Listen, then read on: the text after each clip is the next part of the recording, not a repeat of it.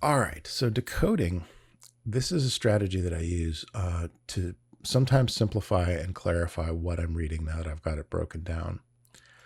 All right, the first thing that I like to do is I'm going to highlight stuff that's confusing or that could be simplified.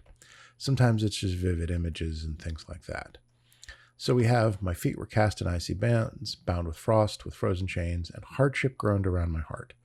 I highlighted hardship groaned around my heart because I feel like that is an idea that is maybe could be simplified a little bit. I feel like there is an easier way to say that, which you don't want to do that. You don't want to always take the easy way when you're writing a poem, but when you're trying to understand it, that's where it fits in. So then I also have sheltered on the quiet fairness of earth. I have phrases like world in sorrow, alone in a world blown clear of love. Each of those I feel like we could probably cut down a little bit or rephrase to make it easier. Now, I'm going to put it in my own words. It doesn't have to be formal or difficult. It doesn't have to be, scholastic. Let's just keep it clean though, okay? Because your teacher doesn't need to know that. All right. So my feet were cast in icy bounds, bound with frost, with frozen change, and then I'd have difficulties made me sad. Okay, it gets the idea across. It's not good poetry, but it makes it easier to understand. Then I'm going to replace my next phrase, the on a quiet fairness of earth. No man living peacefully and happily. Yeah, again, not good poetry, but at least my replacements aren't, but I understand it. On a cold sea, surrounded by sadness, alone in a world with no love. Yeah, I'll take it. I think that one is understandable enough. Now, I'm going to do the same thing with our example from The Crisis. There are two phrases that they use. One is summer soldier and then sunshine patriot.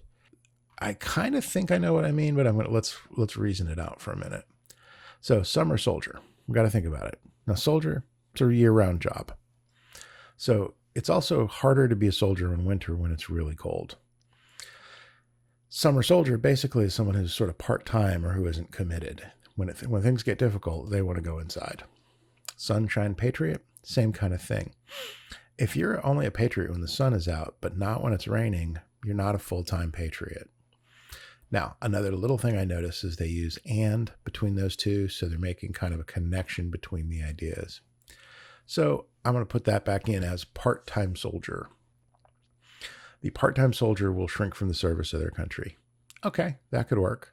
I could probably find some other ways to phrase that, but we get the general idea.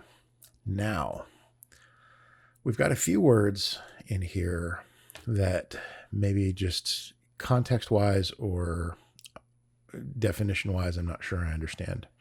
So I'm going to highlight those. What we attain too cheap, we esteem too lightly. Okay, esteem. I've heard the phrase self-esteem, so I kind of have an idea there. I'm going to look that one up, and I find with value. Okay, so what we obtain too cheap, we value too lightly. Sure.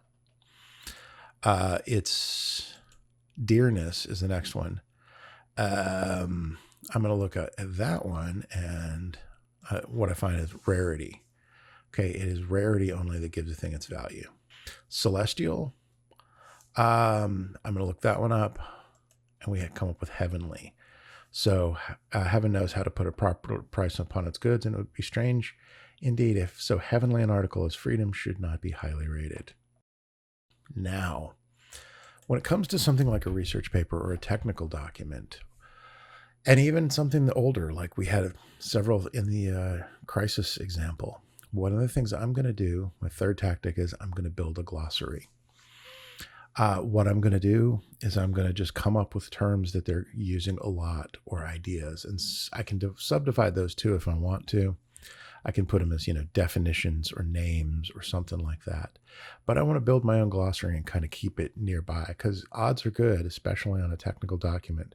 They're going to use those terms a lot. We're going to sum up.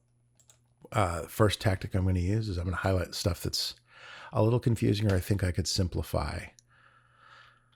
Then I'm going to highlight stuff that I just don't recognize or that I need to look up.